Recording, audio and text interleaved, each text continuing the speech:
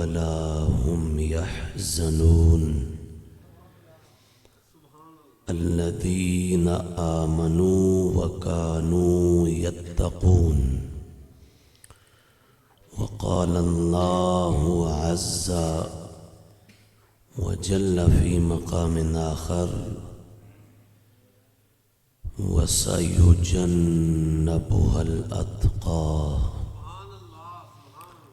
صدق الله مولانا العظيم وبلغنا رسوله النبي الكريم.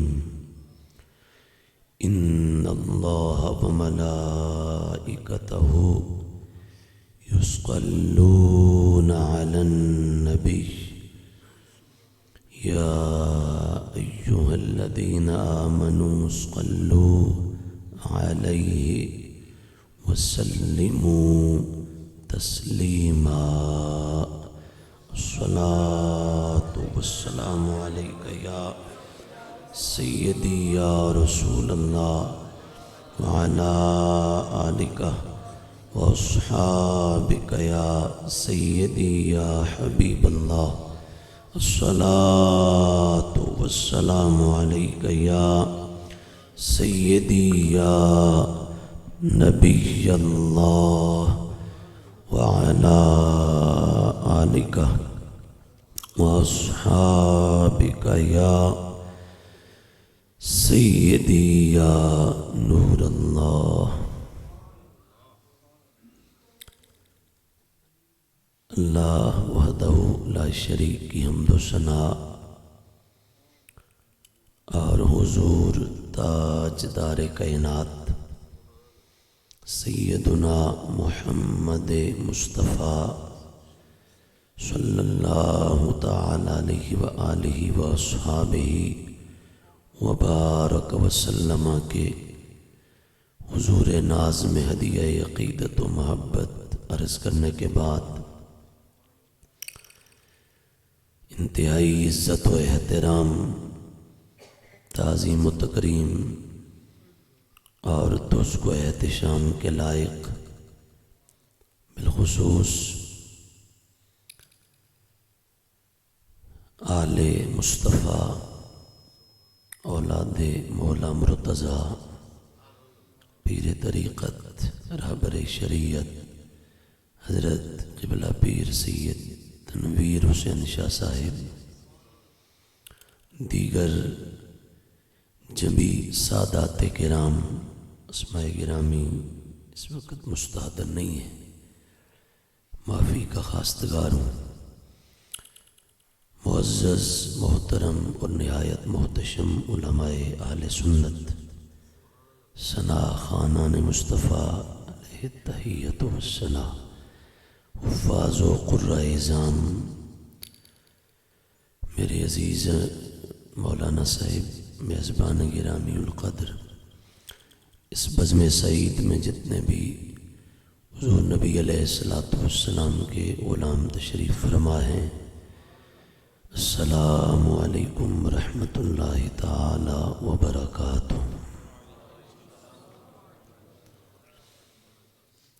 اللہ وحدہ لا شریک کا شکر ہے کہ جس کی توفیق اور اذن سے ہم آج کی اس ایمان افروز تقریب جو حضرت قبلہ پیر سید غضنفر شاہ صاحب قدس سرہ العزیز کے عرس پاک کے سلسلہ میں انعقاد پذیر ہے، جن دوستوں نے اس کا اہتمام کیا، اللہ تبارک و تعالی انہیں دارین کی برکتیں عطا فرمائے. جتنے حضور کے غلام اس میں شریک ہیں سب کو اللہ تعالیٰ آتے ہوئے جاتے ہوئے ہر قدم پر اور جتنی دیاریاں بیٹھے ہیں ہر سانس پر کروڑوں نیکیاں عطا فرمائے.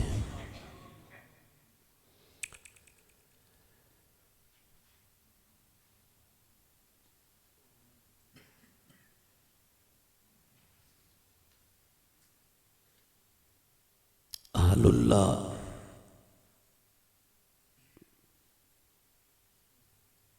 علماء ہوں یا صوفیہ،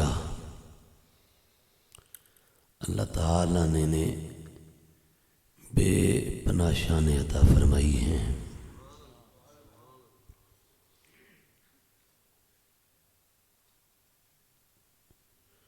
قرآن مجید فرقان حمید کا ایک مشہور مقام ہے جسے آپ نے شاید درجنوں نہیں بیسیوں شاید 85 مرتبہ سینکڑوں مرتبہ سنا ہوگا۔ اس مضمون پر اور ان آیات پر واض و خطاب علماء فرماتے ہیں، میں اختصار سے ایک انتہائی اہم بنیادی عقیدہ کی کچھ چند باتیں آپ کے گوش گزار کرنا چاہتا ہوں۔ اللہ تعالیٰ فرماتا ہے، الا ان اولیاء اللہ، سنو بے شک اللہ کے ولی، لا خوف علیہم، نہ تو ان پر کوئی خوف ہے، ولا ہم یحزنون، اور نہ ہی وہ غمگین ہوں گے۔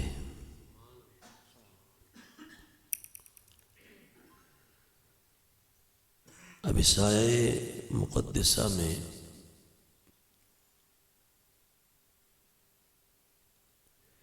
ذکر ہے اولیاء کا، اور اولیاء پھر کہیں گے کہ نہیں،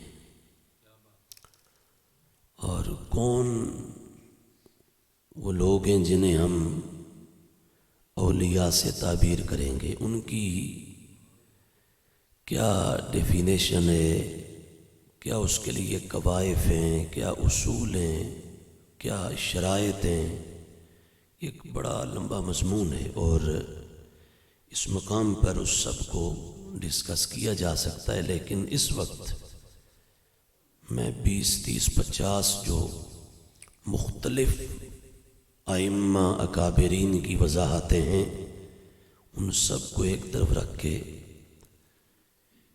یہ گزارش کروں گا کہ اس آیت سے اگلی آیت، اس میں جو اللہ تعالیٰ نے بیان کر دیا وہ سب سے اتھینٹک بات ہے۔ اب دعویٰ تو کرنے کا کیا ہے، یہاں لوگوں نے نبوت کے دعوے بھی کیے، اے اعظم باللہ تعالی، تو دعویٰ دیکھیں تو یہاں تو پھر آپ کو شاید ایک محلے میں کئی پیر، اور صرف پیر نہیں، بڑے بڑے کلوں والے پیر نظر آ جائیں گے، لیکن قرآنی جو معیار ہے اور قرآن کا جو پیمانہ ہے اس کو سامنے رکھیں گے تو پھر آپ کو شاید ہزاروں میں، ہزارہا میں شاید بہت تتبع کے بعد کوئی خال لوگ ملیں۔ اللہ فرماتا ہے، پھر سن لیں ادھر، اولیاء اللہ کے جو ہے ان پر کوئی خوف نہیں ہے اور نہ وہ غمگین ہوں گے۔ اب کون ہے یہ اولیاء، کن کو کہیں؟ اللہ فرماتا ہے جن میں 2 صفتیں پائی جائیں۔ کون سی؟ الذین آمنوا وکانوا یتقون، ایک تو وہ صاحبان ایمان ہوں اور دوسرا وہ صاحبان تقوی ہوں۔ یہ 2 چیزیں دیکھنی ہیں۔ باقی علماء نے اس یہاں اور بھی بہت کچھ لکھا ہے، بہت کچھ ہے، لیکن قرآن کی نص میں اور یہاں قرآن کے مضمون میں جو 2 چیزیں موجود ہیں، ان کو اگر اچھی طرح ڈیپتھ میں جا کے گہرائی اور گہرائی کے ساتھ بندہ پڑھ لے، سمجھ لے، تو اسے پھر ولی ڈھونڈنے میں، تلاش کرنے میں کوئی دقت کبھی نہیں ہوگی۔ اولیاء اللہ کون ہے؟ فرمایا ایک جن کے پاس ایمان ہو اور دوسرا جن کے دامن میں تقوی کی دولت ہو۔ اب ایمان سے کیا مراد ہے؟ اب یہ ہے بات، ایمان سے کیا مراد ہے؟ اب اس کی بھی وضاحت اور وہ کتاب میں اور وہ ساری تقریریں کریں تو پھر علم کلام کے درجنوں بیسیوں ماخذ ان کا سہارا لینا پڑے گا۔ میں بالکل اختصاراً ایک لفظ میں یوں کہوں، ایمان کہتے ہیں اعتقاد صحیح کو، ایمان کہتے ہیں عقیدہ حقہ کو، اور آسان کروں، ایمان کہتے ہیں سچے عقیدے کو۔ اب لوگ جو وہ مخمسے میں ہیں، کوئی اتنا جو وہ یہاں تذبذب ہے نہیں، اگر آپ غور کریں تو ولی کون ہے؟ فرمایا جس کے پاس ایمان اور دوسرا تقوی۔ ایمان سے مراد جس کا عقیدہ ٹھیک ہو، یہ پہلی شرط ہے۔ اگر کوئی عقیدے کے باب میں کلیئر نہیں ہے، ایمان کے چیپٹر میں اگر کوئی ڈنڈی مارتا ہے، دو نمبری کرتا ہے، 1000 آستانے بنا لے، لاکھوں کے لشکر جمع کر لے، اربوں خربوں کی ریل لگا دے، رب کعبہ کی قسم وہ جادوگر ہو سکتا ہے، وہ مدینے کے تاجدار کی امت کا مرشد نہیں ہو سکتا۔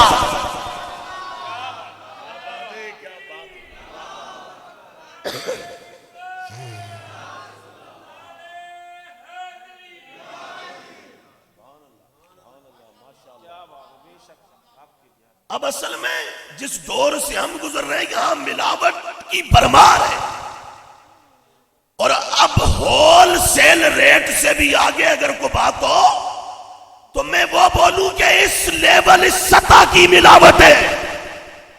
اب لوگوں نے ولایت اور ولی ہونا، مرشد اور ہادی ہونا، اس کے لیے لوگوں نے کچھ اور معیارات مقرر کر دیے، کچھ اور پیمانے وضع کر دیے۔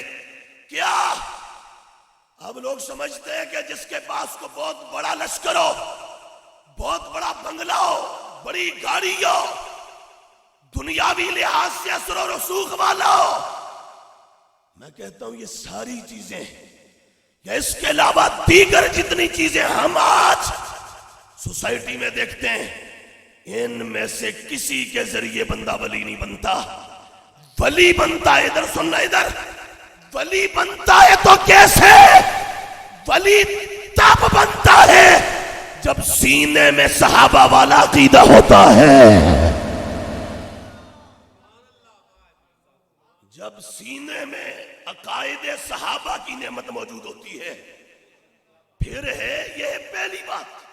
اور میں اگر یہاں، میں نے پہلے کہا، میں یہ محض ایک کوئی آپ کو ڈرانے دھمکانے کے لیے یا روب جھاڑنے کے لیے بھی نہیں کہہ رہا، میں شروع کر دوں گا وہ لمبا ہو جائے گا۔ میں آلس کو یہاں پڑھوں تو آلس سے جب پوچھا گیا نا کہ کون ہوتا ہے پیر، مرشد شریعت و طریقت کون ہے، تو آلس نے جو شرطیں بولی ہیں ان میں پہلی شرط کیا ہے؟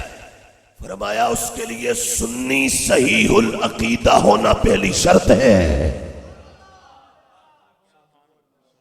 یہ پہلی شرط ہے۔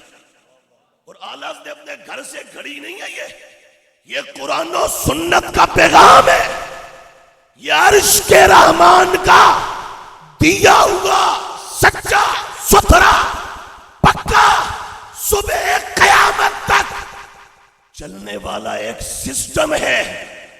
اس سے ہو کر اگر کوئی گزرے گا تو پھر اسے ولایت کا نور نصیب ہو سکتا ہے۔ تو دو چیزیں جو یہاں موجود ہیں ان میں سے پہلی چیز ایمان۔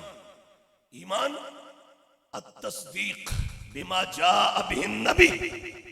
اب وہ تعبیرات تشریحات ساری چھوڑ کر میں نے آپ کو آسان یوں کہا کہ ایمان کا معنی جس کا عقیدہ صحیح ہو، جس کا عقیدہ بولو تو صحیح، جس کا عقیدہ، اس کا عقیدہ توحید بھی کلیئر ہو، رسالت کا عقیدہ بھی صاف ہو، اس کا صحابہ پر ایمان بھی ٹھیک ہو، آل پیغمبر کے بارے میں بھی وہی نظریہ رکھتا ہو جو 14-15 صدیوں سے آ رہا ہے،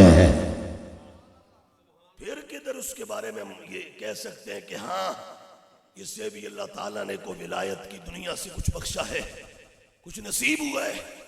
اب یہاں جتنا بڑا کوئی بدماش ہوتا ہے، جتنا بڑا کنٹٹا، کھڑپیٹ، عیاش، یہ لفظ میں بول رہا ہوں کہ یہ کو بڑے بھاری لگتے ہوں گے، ہماری زندگی گزر گئی دیکھتے ہوئے، یہاں داڑیاں ٹچ، مونچھوں کو تاؤ دیا جا رہا ہے، اور لچا، لفنگا، فاسق، فاجر، بدعقیدہ، صبح خارجیوں کے گند کھانے والا، شام رافضیوں کے چرنوں میں چرنے والا، اور ہٹ کے وہ سنیوں کی منصب ولایت پر بیٹھا ہوا ہے۔ ایسے ولی نہ کبھی ہمارے تھے، نہ ہیں، نہ ہوں گے۔ ہمارا ولی صدیق اکبر ہے۔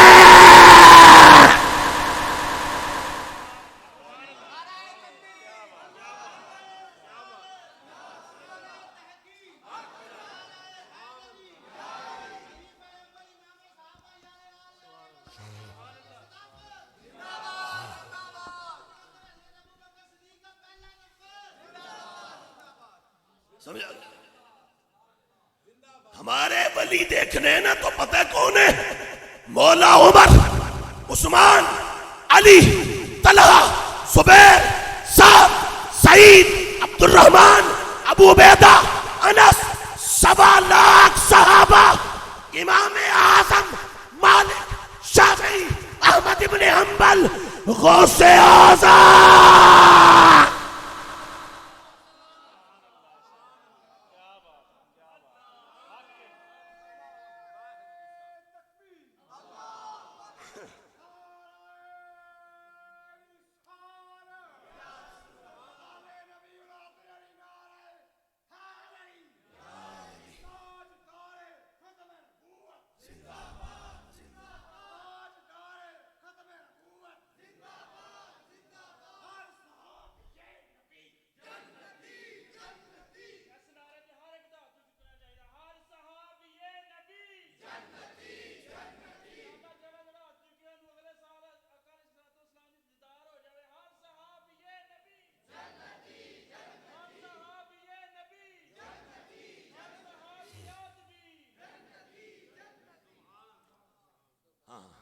ہمارے اولیاء یہ ہیں، ہاں ہمارے اولیاء داتا ولی ہے، خواجہ ولی ہے، ہاں، اور بریلی میں بیٹھا عشق کی دنیا کا سلطان احمد رضا ہے۔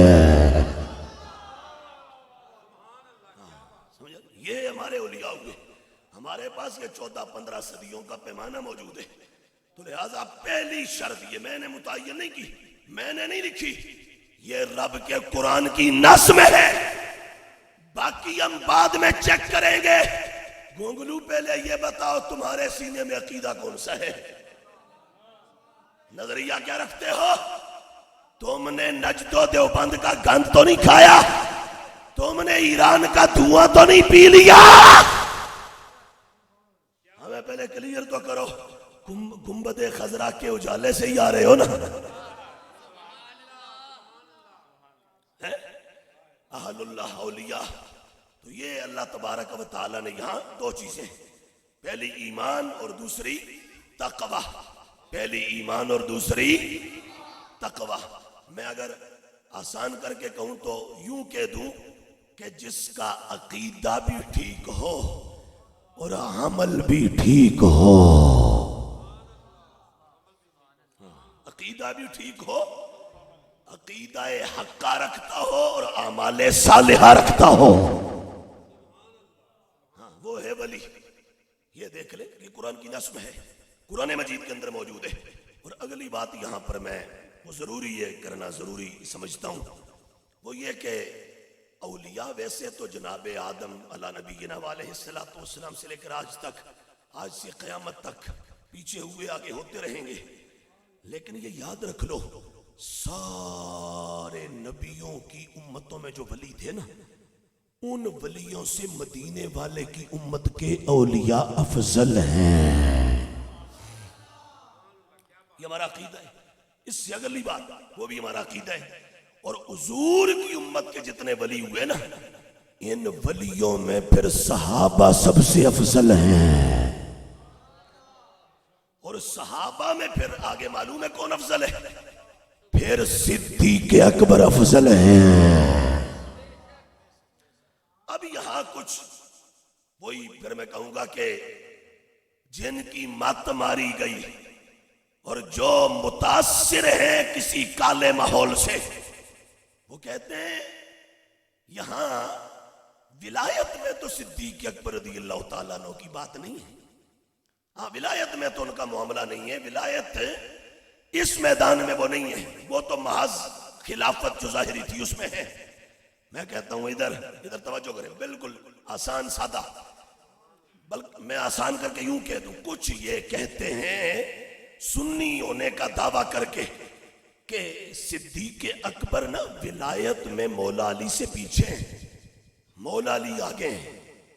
ہم یہ کہتے ہیں قرآن کا یہی مقام پڑھ لو، یہ جو میں نے ابھی پڑھا ہے اس کو جوڑ لو ایک اور مقام کے ساتھ، ابھی نتیجہ آ جائے گا کہ صدیق جس طرح حضور کے بعد پہلا خلیفہ ہے، اسی طرح حضور کے بعد سب سے بڑا ولی ہے۔ کیسے؟ ادھر دیکھو، فرمایا اللہ کے اولیاء ان پر نہ کوئی خوف ہے نہ وہ غمگین ہوں گے۔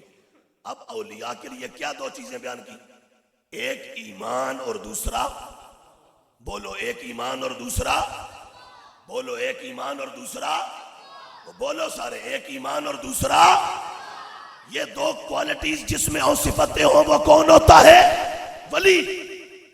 اب میں کہتا ہوں ادھر توجہ، ایمان والے تو بہت ہوئے، آگے بھی ہوں گے، پر صدیق اکبر کا ایمان بھی بڑا جدا گانا ہے، وہ ایمان کے باب میں بھی بڑا منفرد ہے۔ اور دوسری چیز اللہ نے فرمایا تقوی۔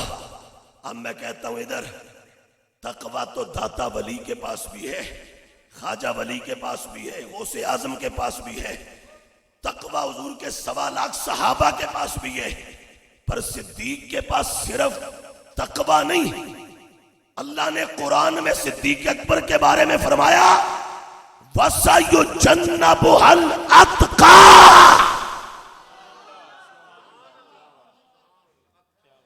صاحب تقوی تو عمر بھی ہے، عثمان بھی ہے، علی مولا بھی ہے، طلحہ زبیر بھی ہیں، 1.25 لاکھ صحابہ، تابعین، تبع تابعین، ائمہ مجتہدین، 15 صدیوں میں تقوی والے تو بہت ہوئے، پر اتقیٰ صرف صدیق اکبر ہے۔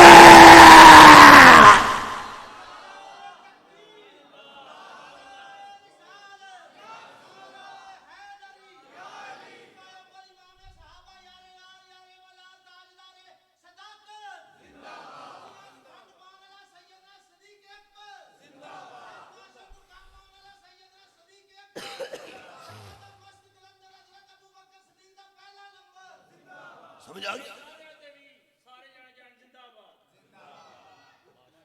ادھر اب قرآن نے دو چیزیں بیان کی، کہا ولی وہ ہوگا، اولیاء وہ ہوں گے جن میں ایمان اور تقوی ہو۔ تو میں کہتا ہوں صرف تقوی نہیں، صرف متقی یا صاحب تقوی نہیں، اتقیٰ، یہ اس میں تفضیل ہے۔ چٹے چوڑوں کی بولی میں سے سپرلیٹو ڈگری کہتے ہیں۔ کیا معنی؟ میں کہوں حضرت جناب زید سونے تو یہ ان کا حسن ہے، مگر کسی سے مقابلہ تو نہیں ہے نا، سونے بس سونے۔ میں کہوں جناب زید جناب عمر سے سونے تو میں نے زید کو صرف عمر سے زیادہ سونا کہا، باقیوں کی بات نہیں ہوئی۔ اور جب میں کہوں کہ جناب زید سب سے سونے تو پھر جہاں زید ہے وہاں اور کوئی نہیں پہنچ سکتا۔ اور دب کے بعد کیا مطلب؟ فرمایا کے پاس ہے، پر تقویٰ میں جو معراج کا مقام ہے وہ معراج کا مقام اللہ نے صدیق اکبر کو دیا ہے۔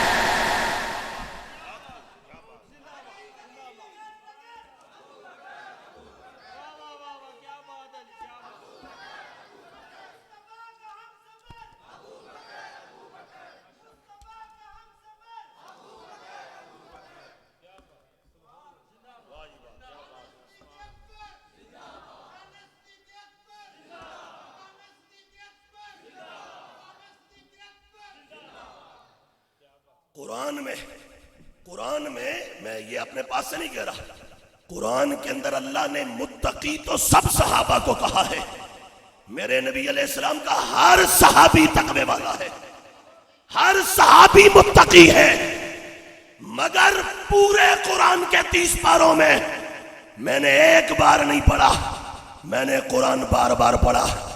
20 سال سے میں تراویح میں 30 پارے قرآن مصلی پہ کھڑے ہو کے سناتا بھی ہوں۔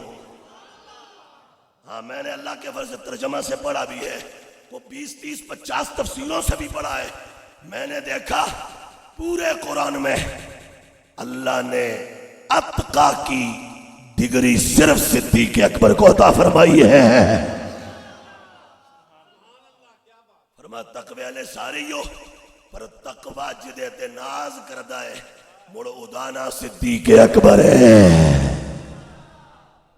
تو میں کہتا ہوں ادھر دیکھو، قرآن کہتا ہے جس کے پاس ایمان اور تقوی ہے، صرف صاحب تقوی متقی ہے، وہ ہے ولی۔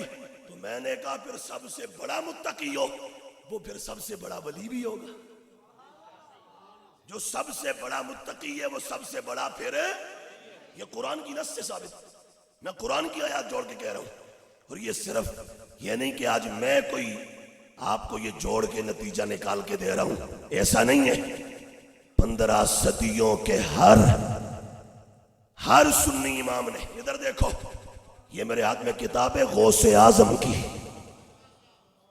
رضی اللہ تعالیٰ اصول الدین، اس کتاب میں غوث پاک نے فرمایا سنو، فرمایا پہلا نمبر ظاہری خلافت ہو یا باطنی، ولایت ہو یا روحانیت، غوثیت ہو یا قطبیت، اللہ نے نبیوں کے بعد پہلا نمبر صدیق اکبر کو عطا فرمایا ہے۔ لہذا آج کوئی بھی، میں یہ واضح کر دوں، آج کوئی بھی محض یہ ٹائٹل بھی استعمال کر کے امت کو گمراہ نہ کرے کہ میں سید ہوں۔ ہمارے لیے سید لائق تعظیم ہے، خدا کی قسم ہے۔ ہمیں تو سادات کا معلوم ہو جانا کہ یہ سید ہے تو کوشش ہوتی ہے اس سے بیٹھ کے نہیں، کھڑے ہو کے سلام لینا ہے۔ اس کی رگوں میں مدینے کے چاند کا خون دوڑ رہا ہے۔ اللہ کی قسم ہماری آنکھوں کا سرمہ ہے سیدوں کی گردیرا، لیکن سیدوں کو بھی یہ میں دکھا رہا ہوں، یہ غوث پاک ہے، یہ عام سید نہیں، کروڑوں سیدوں کے بھی یہ سید لگتے ہیں۔ سمجھ آ گئی؟ یہ وہ سید ہیں کہ جن کے پیچھے کروڑوں سید کھڑے ہیں۔ غوث اعظم نے آج سے 9-10 صدیاں پہلے یہ لکھ کے دے دیا، فرمایا پہلے نمبر والے کو صدیق اکبر کہا جاتا ہے۔ اس لیے یہ اس باب میں جب اولیاء، ولی، ولایت، شان اولیاء یہ بیان کی جائے تو پھر دیکھو نا، بندہ شاگردوں کا اور شاگردوں کے شاگردوں کا نام تو لے، لیکن استادوں کے استاد کو چھوڑ دے، یہ انصاف تو نہیں ہے نا۔ تو بھائی تقوی اور ایمان ان 2 صفتوں سے متصف ہو کر جب بندہ ولی بنتا ہے تو پھر جو ان 2 صفتوں میں سب سے اوپر ہے وہ ولی بھی سب سے اوپر ہے، ولایت میں بھی سب سے اعلیٰ ہے۔ اور اگلی بات، اس کا معنی یہ نہیں ہے کہ باقی صحابہ اولیاء نہیں ہے یا اور، ولی تو پھر لاکھوں میں ہیں، کروڑوں میں ہیں، لیکن یہ یاد رکھنا کہ ان لاکھوں کروڑوں میں جو سب سے پہلے حضور علیہ السلام کے بعد ولی بنا، اس ولی کو صدیق اکبر کہتے ہیں۔ اور اگلی بات اس کے ساتھ میں یہ جوڑ کے کہہ دوں اور ساتھ ہی ختم کرتا ہوں کہ یہ جتنے بھی اللہ والے ہوئے، جتنے بھی، وہ حضور کے صحابہ ہوں، اہل بیت ہوں، تابعین ہوں، تبع تابعین ہوں، ائمہ مجتہدین ہوں، صوفیاء علماء 14-15 صدیوں میں جتنے بھی ہیں، پیچھے جو ہوں گے، یہ اللہ وحدہ لا شریک کی برگزیدہ ہستیاں ہیں، ان کے دامن سے وابستہ ہو جاؤ۔ لیکن یہ چیزیں ذہن میں رکھ کے جو میں نے عرض کی ہیں، ہاں یہ دیکھ کے کہ عقیدہ صحیح ہے، اعتقاد صحیح رکھتا ہے، سنی صحیح العقیدہ ہے یا نہیں ہے۔ اگر نہیں ہے تو ہوا میں اڑ کے بھی دکھائے گا، میں نے پہلے کہہ دیا، مجھ سے جادوگر تو تسلیم کر لیں گے، ولی نہیں مانیں گے۔ ہاں جادوگر مان لیں گے، ولی نہیں مانیں گے۔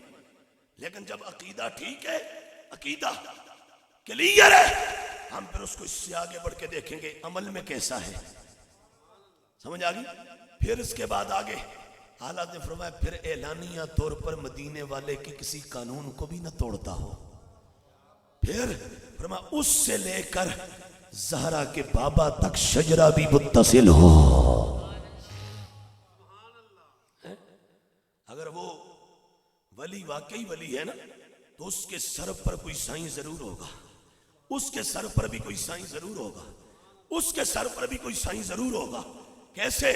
میرے نبی علیہ السلام سے پڑھا صدیق اکبر نے، فاروق اعظم نے، عثمان غنی نے، مولا علی نے، حسن نے، حسین نے، ان سے پر امام حسین سے امام زین العابدین نے، ان سے امام محمد الباقر نے، ان سے امام جعفر الصادق نے، ان سے امام موسیٰ الکاظم نے، ان سے امام علی الرضا نے، ان سے شیخ معروف کرخی نے، ان سے سری سقطی نے، ان سے جنید بغدادی نے، ان سے ابو بکر شبلی نے، ان سے ابو الفرات طوسی نے، ان سے عبد الواحد التمیمی نے، ان سے ابو الحسن علی الحکاری نے، ان سے ابو سعید مخزومی نے، ان سے غوث اعظم نے۔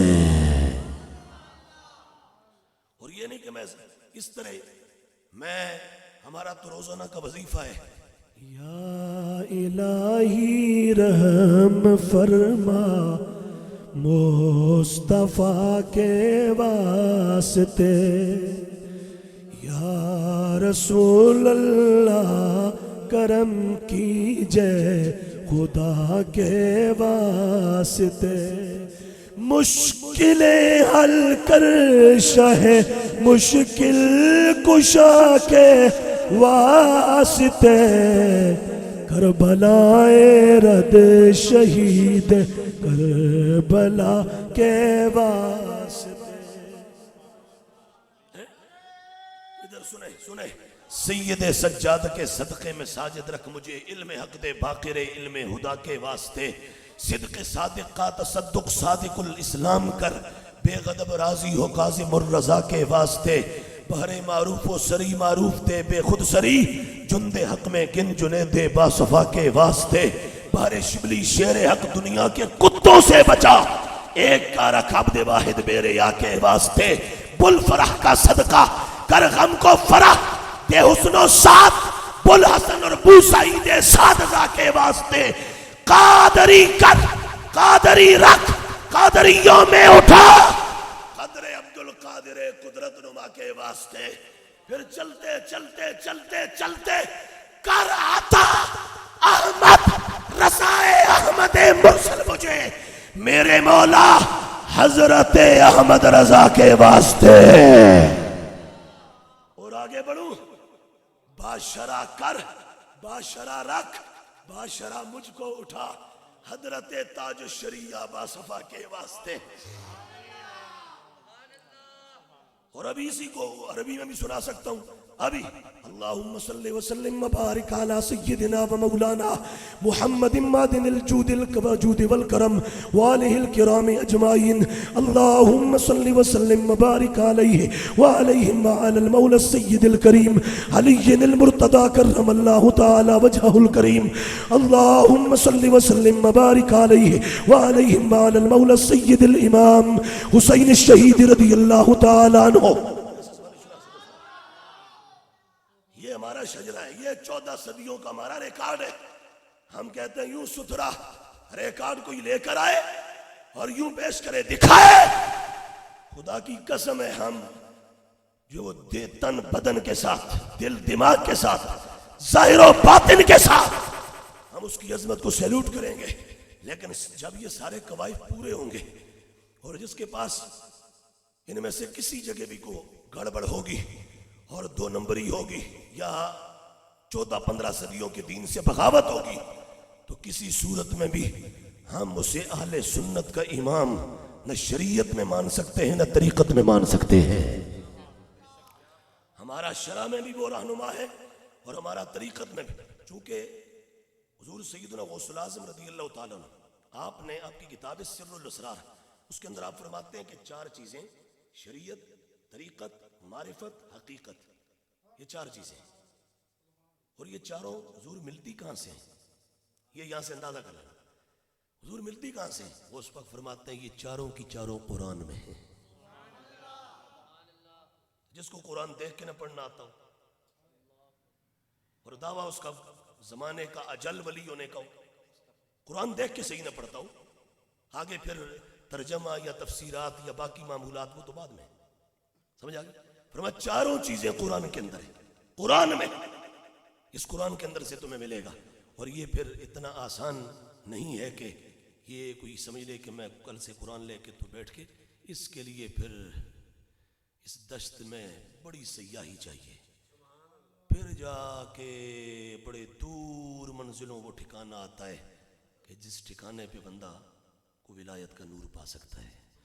میرے آپ جیسے ہماری اوقات تو یہ ہے بس کہ ہمیں ان اللہ والوں کے دامن سے وابستہ رہنا ہے.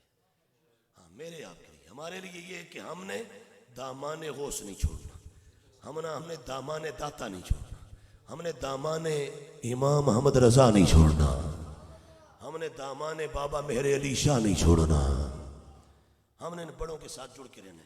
اور جب جڑ کے رہیں گے تو پھر کیا ہوگا، یہ بھی میں مختصر کر کے صرف اردو میں 2 لفظوں میں کہہ دوں. بزرگ فرماتے ہیں جب بندہ کسی ایسی ہستی سے جڑ جاتا ہے تو پھر کیا ہوتا ہے، فرمایا اللہ اس کو عقیدہ حقہ بھی دے دیتا ہے، عمل صالح بھی عطا کر دیتا ہے دنیا میں. یعنی ایک مومنانہ، مومنوں والی اور صاحب ایمان والی زندگی بندہ گزار سکتا ہے. اور آخرت میں کیا ہوگا وہ میں حدیث کھولے بغیر زبانی صرف اتنا کہہ دیتا ہوں.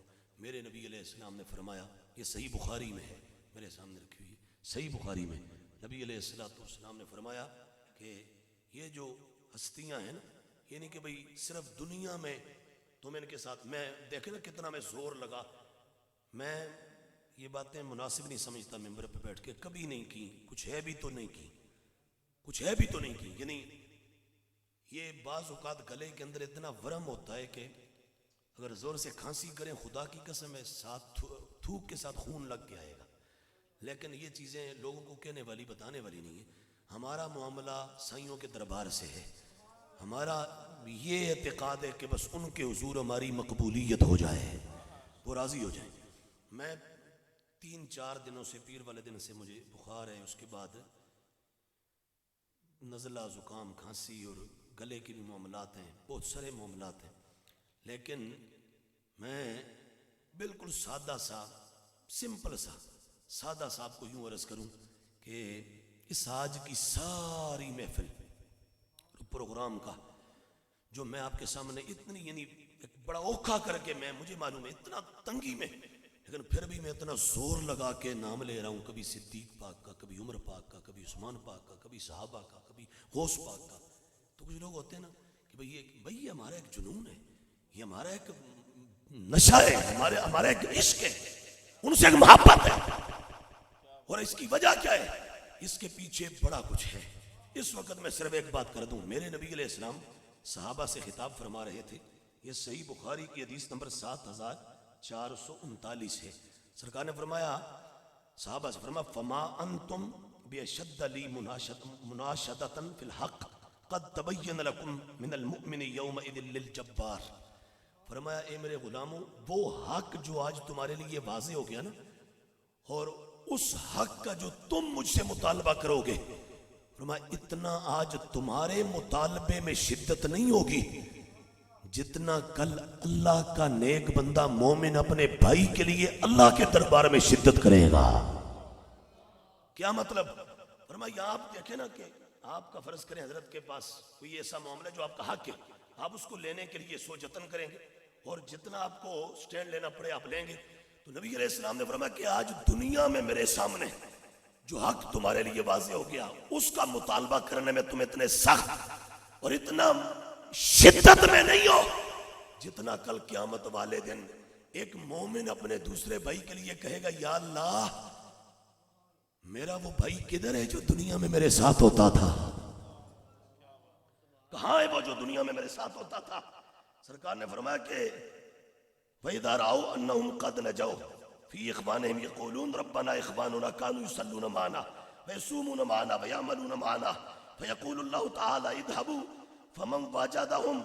فَمَنْ وَجَدْتُمْ فِي قَلْبِهِ مِثْقَالَ دِينَارٍ مِّنْ ایمان فَأَخْرِجُوهُ۔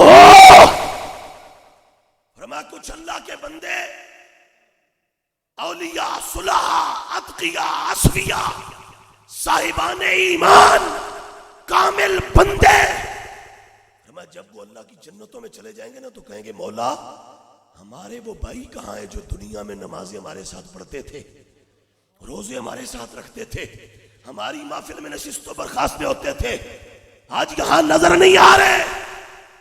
فرمایا جائے گا وہ تو جہنم میں۔ تو سرکار نے فرمایا وہ پھر ان کو چھڑانے کے لیے بڑا سخت اور زوردار مطالبہ کریں گے، اللہ کے بارگاہ میں درخواست کریں گے۔ اللہ کیا فرمائے گا؟ اللہ فرمائے گا تم خود جاؤ جس کے سینے میں ایک دینار برابر بھی ایمان موجود ہے، نکال کے جہنم سے جنت میں لے آؤ، تم اس کو نکال کے وہاں سے تم یہاں لے آؤ۔ اور صرف یہاں بات ختم نہیں ہوگی، فرمایا پھر جاؤ، کہا وہ لے آئیں گے کچھ لوگوں کو نکال کے، اللہ فرمائے گا پھر جاؤ، اب تم ایک ذرہ برابر ایمان اگر کسی کے سینے میں پاتے ہو، اس کو بھی وہاں سے تین چار کیٹیگریز بیان کی۔ مختصر یہ میں ساری بات کو سمیٹ کے یوں کہوں، نبی علیہ السلام نے ہمیں یہ پیغام دیا کہ یہ اہل اللہ صلحاء اور نیکوں کی جو صحبت ہے، سنگت ہے، محبت ہے، غلامی ہے، ان سے نیازمندی ہے۔ فرمایا یہ ایسا نہیں ہے کہ یہ ایک محض مفروضہ ہے یہاں یہ ہوا میں اڑ جائے گا۔ فرمایا میدان معاشر میں جب کوئی رشتہ کام نہیں آئے گا، یہ اللہ والے اپنے ماننے والوں کو چھڑا کے دوزخ سے جنت میں لے جائیں گے اور انہیں جنت پہنچائیں گے۔ یہ صحیح بخاری کی روایت ہے۔ اور میں یہاں ساتھ جوڑ کر ایک بات اور کہہ دوں، یہ ہمارے یہاں انڈیا میں ایک دیوبند نام کا مدرسہ ہے، اور اب پورا باقاعدہ ایک دھرم مارزے وجود میں آ گیا وہاں سے۔ دیوبند کا جو مدرسہ ہے نا، اس کا جو بانی تھا قاسم نانوتوی، جس نے یہ مدرسہ بنایا، ایک دن بیٹھا تھا اور اس کے اردا گرد اس کے کچھ لوگ بیٹھے تھے۔ وہ ایک بندہ اس کو پنکھا جل رہا تھا، پنکھا مار رہا تھا، ہوا دے رہا تھا۔ تو کسی نے اس سے پوچھا، جو حاضرین تھے ان میں سے کسی نے پوچھا قاسم نانوتوی دیوبندی سے، اس نے کہا کہ یہ کچھ لوگ کہتے ہیں کہ اللہ والوں کے پاس دفن ہو جاؤ تو بات بن جاتی ہے، اس کی کچھ حقیقت بھی ہے یا نہیں ہے؟ تو قاسم نانوتوی دیوبندی وہ کہنے لگا، وہاں جو بندہ پنکھا جل رہا تھا اس کی طرف دیکھ، کہتا ہے یہ پنکھا مجھے مار رہا ہے یا تم سب کو مار رہا ہے؟ انہوں نے کہا نہیں، یہ تو آپ کو مار رہا ہے۔ اس نے کہا ہوا کہا آپ کو لگ رہی ہے؟ کہا لگ رہی ہے۔ آپ کو بھی لگ رہی ہے؟ کہا لگ رہی ہے۔ اس نے کہا دیکھو پنکھا تو یہ مجھے مار رہا ہے، ہوا دائیں بائیں والوں کو بھی لگ رہی ہے۔ کہا ایسے ہی اللہ والوں کے پاس زندگی میں رہو تب بھی وہاں سے برکتیں آتی رہتی ہیں، مرنے کے بعد ان کے پاس سو جاؤ پھر بھی برکتیں آتی رہتی ہیں۔ اعلیٰ امام اہل سنت رضی اللہ عنہ، میں جلدی سے بڑے واقعات ہیں، میں واقعات تو یہ ضمناً سنا رہا ہوں، میں نے تو اصل حدیث سنائی ہے۔ اعلیٰ کی بارگاہ میں سوال آیا، حضور ایک بندہ قبر اس کی ذرا ڈیمیج ہو گئی تھی، بہت خراب ہو گئی تھی، تو وہاں قبر کھولی تو صورتحال بالکل ٹھیک کرنے کے قابل نہیں تھی، اور اس بندے کی میت کو وہاں سے نکال لیا۔ جب نکالا تو کہا اس کے یہ یہاں نتنوں کے سامنے یہاں اس جگہ پہ کہا اس کے 2 پھول تھے۔ حضور اس کو وہاں سے نکال کے جب کہیں اور شفٹ کرنے کے لیے تھوڑا باہر لے گئے کہ نئی جگہ قبر بنا کے وہاں دفناتے، تو وہ جو پھول تھے وہ اب بچھو بن گئے۔ حضرت نے فرمایا کہ یہ بندہ خود تو کسی چج کا نہیں ہے اور کسی دھج کا نہیں ہے، یہ کسی کھاتے کا نہیں ہے، لیکن جہاں لیٹا ہوا تھا وہاں کوئی مرد کلندر موجود ہے۔ فرمایا اس کو ادھر نہ لے جاؤ، واپس وہیں لے جاؤ. کہا یہ تو ٹھوؤں کا حقدار تھا، اللہ والے کی صحبت اور سنگت نے اسے پھول عطا کر دیے ہیں.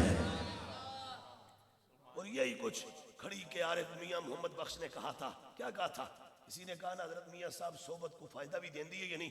انہوں نے کیا ہوئے کہا یہ کیل پکڑ کے پانی میں پھینکو، ترے گا یا ڈوب جائے گا؟ کہا جی ڈوب جائے گا. فرمایا اب اس کیل کو پھٹے میں لگاؤ، لگا کے اب پھٹے کو پانی میں پھینکو. کہا پھٹا بھی ترے گا کیل بھی ترے گا. فرمایا جی پھٹیاں دے سنگ کیل تر سکتے ہیں تے اللہ لیاں دے سنگ ساڈے ورگے ماڑے بھی تر سکتے ہیں. سمجھ آ گئی؟ تو یہ ہے. تو اصل میں نے آپ کے سامنے حدیث بخاری رکھی ہے، لمبی حدیث ہے اور ابو داؤد کی روایت ہے اور کئی احادیث ہیں کئی. میں تو ایک بات یوں آپ کو کہہ دوں کہ نسبت یہ جو چیز ہے نا ہماری، یہ نسبت ہمارا تو اہل سنت کا مدار ہی نسبتوں پر ہے. الحمدللہ ہم تو دنیا کی جس چیز کو بھی مانتے ہیں تو محبوب کی نسبت سے مانتے ہیں، حضور کی نسبت سے. اب صحابہ ہیں نا، اب ہمارے ہاں آج دو دھڑے ایسے یہاں پائے جاتے ہیں، ایک صحابہ کے نام پہ لڑ رہا ہے تو اہل بیت سے دور ہے، دوسرا اہل بیت کے نام پہ لڑتا ہے تو صحابہ سے دور ہے. اور سنی اس کے سینے میں ایک وقت میں ہی صحابہ بھی رہتے ہیں اہل بیت بھی رہتے ہیں. وجہ کیا ہے؟ وجہ یہ ہے کہ ہم کہتے ہیں بھائی دیکھو صحابہ ہیں کس کے؟ مدینے والے کے. اہل بیت ہیں کس کے؟ مدینے کے تاجدار کے. تو پھر صحابہ کا ادب حقیقت میں مصطفیٰ کا ادب ہے. صحابہ کی محبت حقیقت میں مصطفیٰ کی محبت ہے. اہل بیت کا پیار اور تعظیم حقیقت میں مدینے کے تاجدار کی تعظیم تکریم اور محبت ہے. لہذا ہم نے مانا تو سرکار کی وجہ سے مانا اور یہ حضور کے ہیں. تو یہ نسبتیں ہی ہیں جنہوں نے کام دینا ہے، فائدہ دینا ہے. اب اس پر میں درجنوں اس پر باقی چیزیں بھی پیش کر سکتا ہوں. صرف ایک آدھ بات، صرف ایک بات. نبی علیہ السلام کے ایک صحابی ہوئے، ان کا نام تھا عبداللہ بن عمر، حضرت عمر کے بیٹے ہی. مسند احمد میں یہ روایت ہے. کہتے ہیں کہ شاعر آیا نا، شاعروں کی عام طور پہ عادت ہوتی ہے مبالغہ آرائی کرنا اور کسی دی بھی چاپلوسیاں کر کے تبکو موقع کیش کرنا، عام طور پہ عادت ہوتی ہے. ہمارے ہاں بھی برمار ہے آج کل. تو بہرحال وہ آیا نا تو حضرت عبداللہ بن عمر کو جب دیکھا اس نے، دیکھ کے تو اس نے، حضرت عبداللہ بن عمر کے بیٹے کا نام تھا بلال. یہ حضرت عمر کے بیٹے ہیں اور آگے ان کا بیٹا اس کا نام ہے بلال. اور ایک بلال ہے مدینے والے کا مؤذن. سمجھ آ گئی؟ وہ ہے حضور کا بلال اور یہ تھا عبداللہ بن عمر کا بلال. تو شاعر آیا نا، اس نے آ کے کہا کہ یہ جو عمر کا پوترا اور عبداللہ کا بیٹا بلال ہے نا، یہ بلال حبشی سے افضل ہے. یہ کہنا تھا حضرت عبداللہ بن عمر فوراً جھپٹ پڑے اس پر. یہاں تو ہمارے ہاں آج اگر کسی کی تعریف جو مرضی زمین و آسمان کے کلابے میں لاؤ، وہ رائی کے دانے کے کروڑویں حصے کے برابر بھی اس پہ پورا نہ اترتا ہو پھر بھی وہ خوش ہوتا ہے. اس میں ڈرنا چاہیے، بندے کو ہر گھڑی خوف کرنا چاہیے اور اپنے آپ کو اللہ کی عدالت میں پیش کر کے یہ دعا کرنی چاہیے، مولا یہ بندے تیرے بارے میں، تیرے جو میرے بارے میں کہہ رہے ہیں، اگر میں یہ ہوں تو مجھے استقامت دے دے، اگر نہیں تو ان کی تعریف میں اگر کوئی پکڑ ہے تو مجھے معافی عطا فرما دے، مجھے ان کے گمان کے مطابق کر دے. یہ خام خاکی چاپلوسیاں اور خوشامدیاں یہ مت کیا کروایا کرو. حضرت عبداللہ بن عمر فوراً اٹھے. آپ نے فرمایا کیا بات کرتا ہے؟ ایک طرف میرا بیٹا بلال، ایک طرف مصطفیٰ کا بلال. کا خدا کی قسم کل بھی مصطفیٰ کا بلال آلہ تھا، آج بھی حضور کا بلال ہی آلہ ہے.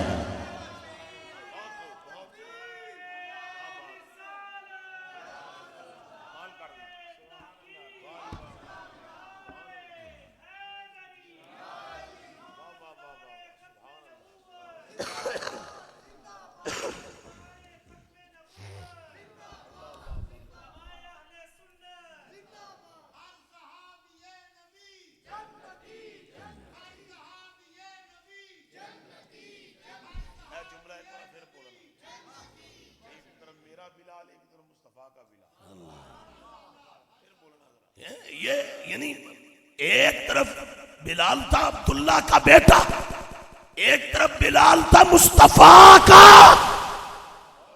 تو کہا بے شک اس میں میرا خون ہے، یہ میرا جگر کا ٹکڑا ہے، پر یاد رکھ لو ہمارا سب کچھ نیچے ہے، مصطفیٰ کی نسبت اعلیٰ ہے۔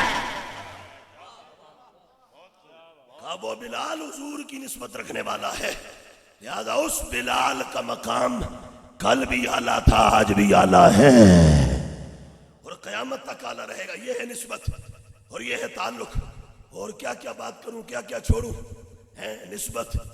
میرے آقا و مولا کے صحابی، مشہور حدیث ہے مستدرک حاکم کی، حضرت سفینہ کہیں جنگل میں بچھڑ گئے قافلہ سے، تو جا رہے تھے نا جنگل میں، مستدرک حاکم کی صحیح حدیث ہے، تو چلتے چلتے آگے سے شیر دوڑتا ہوا آیا، چنگھاڑا دھاڑا دوڑا، جب دوڑ کے آ رہا تھا نا آپ نے فرمایا شیرا مت چنگھاڑ اور دھاڑ، انا مولا رسول اللہ، مجھے سرکار کا غلام کہتے ہیں۔ یہ کہنا تھا، وہ جو پیچھے سے بڑا جمپ لگا کے آ رہا تھا، چنگھاڑ کے آ رہا تھا، چیخ کے آ رہا تھا، امام حاکم اس حدیث کو نقل کرتے ہیں کہ پھر آ کے ایسے وہ لاڈلیاں کرنے لگا کہ جیسے یہ کو سالوں سے سدھایا ہوا کوئی گھر کا جانور ہے۔ تو یہ جو نسبتیں ہیں، ان نسبتوں میں بڑا اللہ نے کمال رکھا ہے اور بڑی عزتیں اور برکتیں رکھی ہیں۔ انسان تو انسان ہے، ان نسبتوں کا حیا تو جانور بھی کرتے ہیں، جانوروں کو بھی ہے اور جانور بھی اس چیز کا احساس کرتے ہیں۔ تو ہم تو یہ ان پاکوں کے دامن سے جڑے ہوئے ہیں اور ان کے دامان کرم سے وابستہ ہیں، اس نیت کے ساتھ کہ ان کے صدقے سے دنیا بھی سونی ہو جائے، قبر بھی سونی ہو جائے اور حشر بھی سونا ہو جائے، دنیا قیامت ہماری اچھی ہو جائے اور اللہ تبارک و تعالی اور اس کے حبیب علیہ السلام کی بارگاہ بے کس پناہ تک ہم سب کو رسائی نصیب ہو جائے اور ہماری بیوڑی بن جائے۔ اللہ تبارک و تعالی کے حضور دعا کرتا ہوں کہ اللہ مجھے آپ سب کو تمام نسبتوں کا صحیح معنوں میں ادب اور محبت نصیب فرمائے۔ اللہ وحدہ لا شریک ہمیں اپنی توحید کے آداب اور اس کی لذت اور اس کا عشق عطا فرمائے، حضور کا عشق عطا فرمائے، صحابہ اہل بیت کا عشق عطا فرمائے، اولیاء اور علماء سے سچی محبت عطا فرمائے، قرآن و سنت کا پیار عطا فرمائے۔